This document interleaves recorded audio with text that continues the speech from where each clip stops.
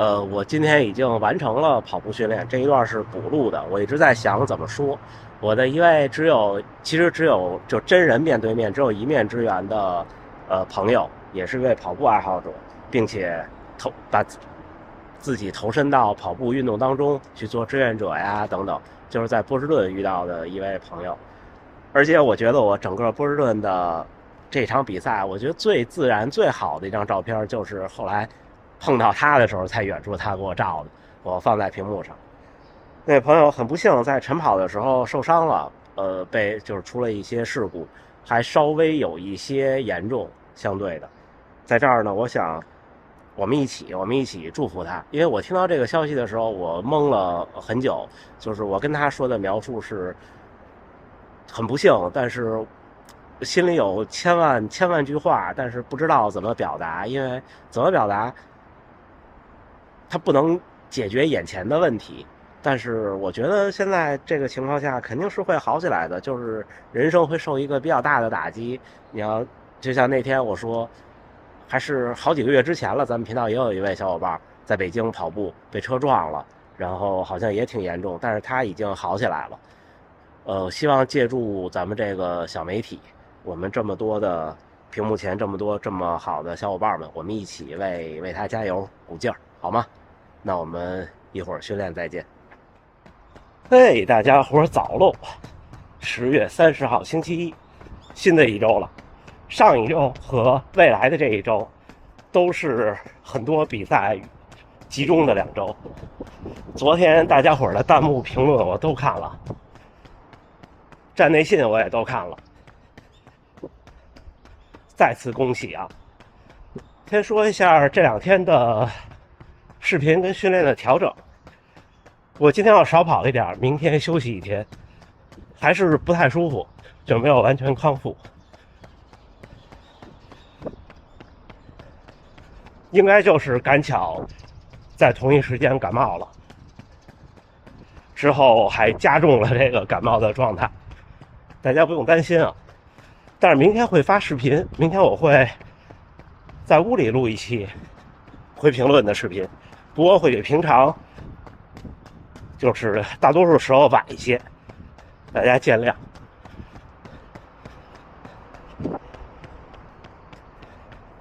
今天计划就跑很短就回家。今天聊聊什么呢？咱们接着聊马拉松，因为11月6号这个周末，11月5号这个周末，抱歉，还是有很多比赛。同时呢，昨天有一些小伙伴分享了一些心得，我也想说说这些。今天主要聊聊喝咖啡这个事儿，我看有小伙伴也提到，行吧？那一会儿咱们聊啊。昨天看到有小伙伴跑得好的小伙伴跑到了2小时44，在北京。这样的话呢，就直通柏林马拉松和北京马拉松，这非常了不起了。也有小伙伴说，听了咱们频道的建议，做碳水的超补，在赛道上感觉特别有劲儿。确实是会有效果的，但是投入的带引号的成本比较大，会比较难受。前几天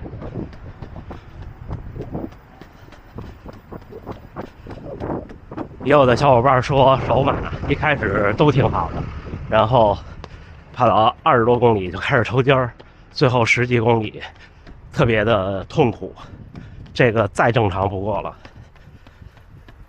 马拉松就是最后的10几公里，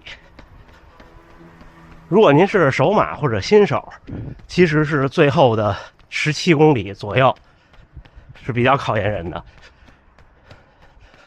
现在对我来说是最后的8公里会比较艰难，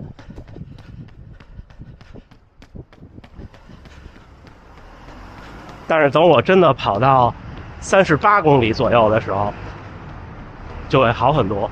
其实就是34公里到38公里这段时间会比较艰难。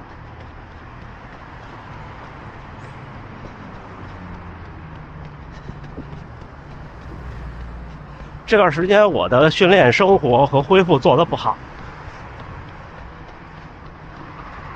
因为之前太想拿一个成绩，所以长居公园那次的半马就特别炎热，那次太拼了，那天导致消耗了太多，导致到东京半马之前我其实都没有完全恢复，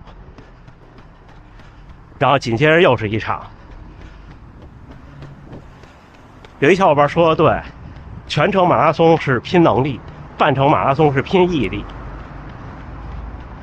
你们看这个特逗，这应该是一个小医院，这叫仙豆会，能看见吗？马路对面，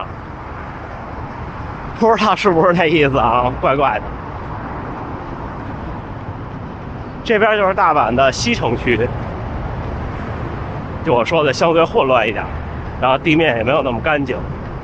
你看这种洗衣房，感觉进了门就到了纽约，是不是？就是没有纽约那个洗衣房极其大。说的太对了，那位小伙伴，半马拼的就是毅力，但是毅力怎么说呢？它就意味着更大的消耗。也有小伙伴说，在赛道上的补给，那天听我分享说，尽量喝饮料什么的。小伙伴说喝完饮料嘴里有味儿难受，这还是我那观点，就是您都参加马拉松比赛了是吧？那怕什么呢？有的时候人到最后那个极限的时候，恨不得自己咬破自己舌头尖儿，让自己振奋一下。我觉得这个真的不重要，你得往不重要那方面去想。对吧？那咱们就今天聊聊咖啡这事儿。就如果您是咖啡不耐受的体质，您就可以现在就关掉，您可以不用听了，因为没有办法。如果您代谢咖啡因没有问题，我先说我的结论就是，咖啡因是对马拉松比赛几乎是合法的、最有效的补充剂，没有之一，几乎没有之一。这个不光是我个人的感觉，很多人也有这个感觉，包括之前看过大破节的访谈也是。他比我更狠，像我是正常喝，他还会在比赛前一周先戒断，然后在比赛那天再喝，这我真做不到。咖啡因的戒断是很有难度的，你要平常习惯喝咖啡，你突然一不喝头疼，而且觉得空落落的。我准备找一场比赛试试，但是肯定不是未来这一场，今年没有目标比赛了。无论这周身体状态怎么样，我都打算放。确实是心理和身体都到了一个相对的极限了。我也不建议大家说为了比赛就前几天把咖啡因停了，它毕竟跟碳水不一样，因为碳水那个涉及到你存储能量的量，咖啡因这就是一个感觉。我比赛那天是这样的，我会在前一天从早晨之后就不喝了，因为怕影响睡眠。之后在比赛那天早晨起来，第一件事先喝一杯黑咖啡，热的。我几乎什么天气都喝热咖啡，不爱喝冰咖啡。但是这个无所谓，看您喜欢。喝完以后呢，可以活动活动，再检查东西，刷刷社交媒体。有条件的，你可以下楼溜达一圈，然后回来吃早饭。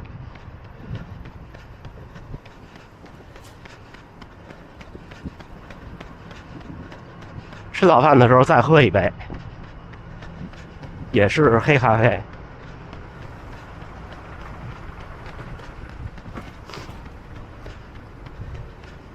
这一杯喝完，基本上就是距离比赛前4个小时左右就不喝咖啡了。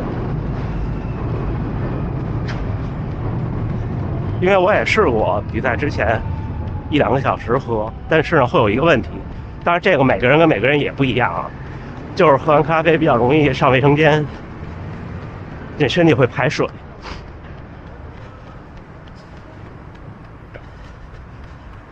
还有开赛前20分钟吃能量胶，这个能量胶吃不带咖啡因的，因为刚开始比赛的前16公里，您还不需要咖啡因。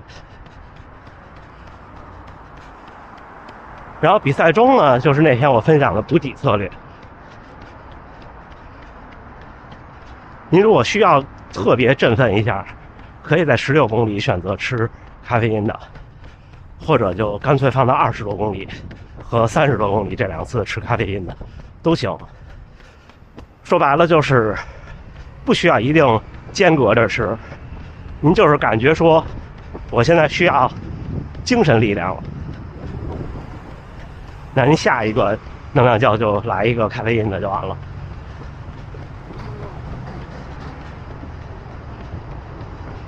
如果您从来没有吃过咖啡因的能量胶，那我建议您在这周，比方说您这周末有比赛，就今天或者明天吧，您试一次。但是我说的试呢，并不是吃完再跑，是您跑累了，假设您跑到15公里，您吃一个，然后再跑3到4公里，您感受那个吃完能量胶的第一个10分钟之后身体的感觉，您用心去感受一下。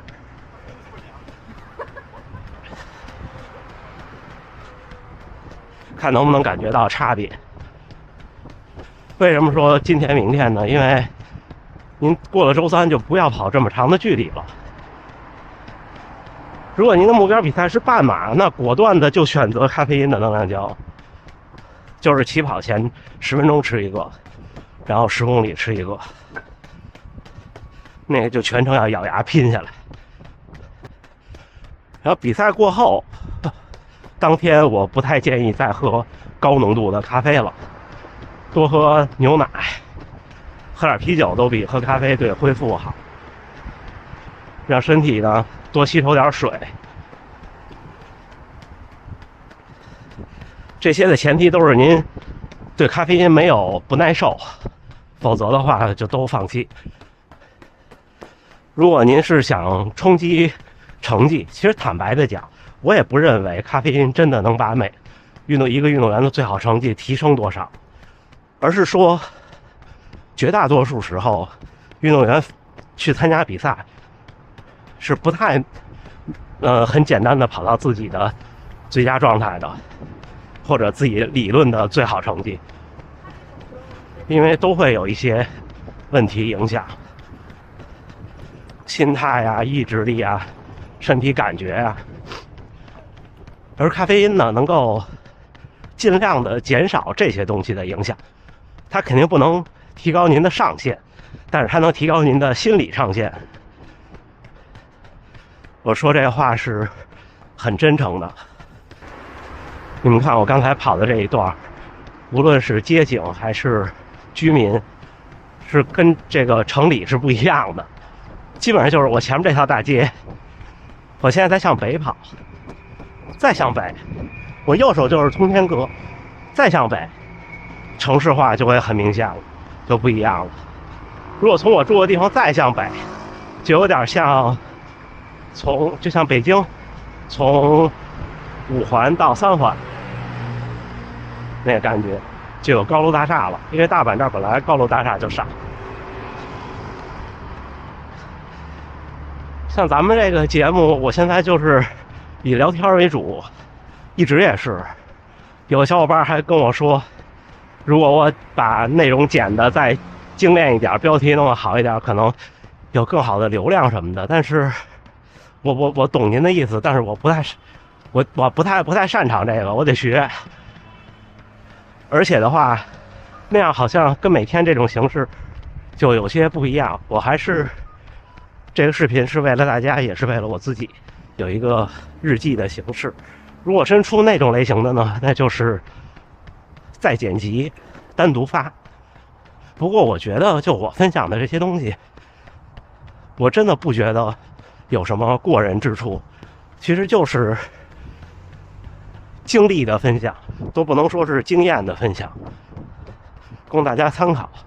每一个跑过来的小伙伴应该都能理解，并且都能自己总结出一套自己的针对自己有用的方法论。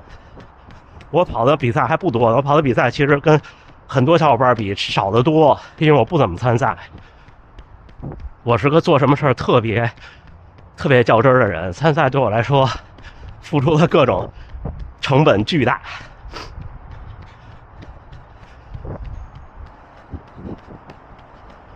行吧，今天跟大家简单聊聊这个事儿，然后明天在屋里拍回评论。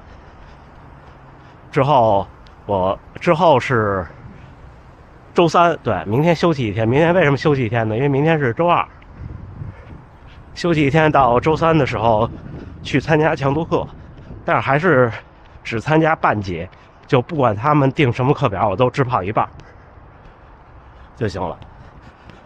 行，那这么着，一会儿咱们训练结束之后再见，加油干，加油干！哎，10月30号星期一清晨6点50，晨跑结束啊。今天不说训练了，今天不严肃训练的，就跑了12公里，平均配速5分05，心率138，功率198，步频197。今天还是有点疲劳，你听我说话其实没事儿了，就是到这岁数了，一感冒1礼拜，确实是挺难受的，就觉得身上反正哪儿都不太对，是不是？也不好，就是具体的说是有一个具体的什么感觉，觉得疲劳吧。正好周三就是后天是强度课，所以明天就休一天，今天也少先调整一下，看看怎么样。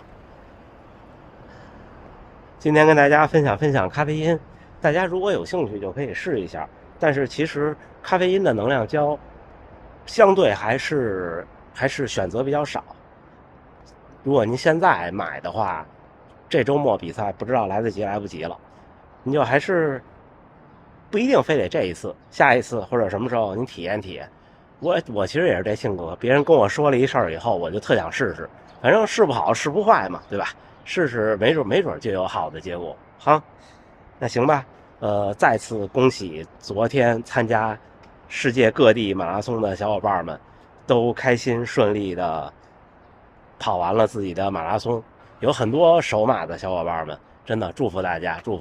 这条路其实开始就不容易，能站在42公里的那个起点就很不容易。如果您跨过了42.195公里的那个终点，那您真的是已经可以给自己一个大的大拇指。这个不是说就能够实现的，是不是？那还是最后祝大家能努力生活，健康平安，我们一起加油干，好吗？那咱明儿见，明天回评论。